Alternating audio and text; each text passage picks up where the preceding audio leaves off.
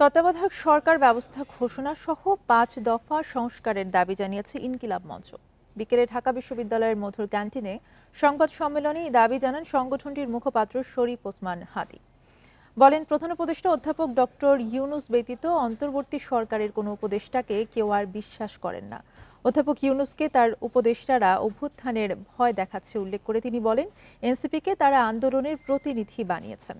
এ সময় তত্ত্বাবধায়ক সরকার ব্যবস্থা পুনরায় চালু করতে প্রধান উপদেষ্টার প্রতি আহ্বান জানান তিনি। বলেন, যে দলই ক্ষমতায় আসবে তাদের ৭২-এর সংবিধান বাতিল করতে হবে এবং প্রতিনিধিত্বশীল স্বাধীন পুলিশ কমিশন গঠন করতে হবে।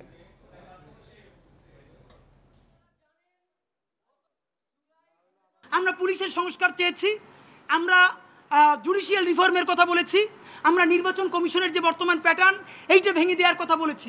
বাকশাল হয়েছে, বিচারিক হত্যাকাণ্ড হয়েছে, সেই সংবিধানকে নতুন সংসদে বাতিল করে জুলাইয়ের ঘোষণাপত্রের আলোকে এবং জুলাইয়ের সনদের আলোকে নতুন সংবিধান রচনা করতে হবে।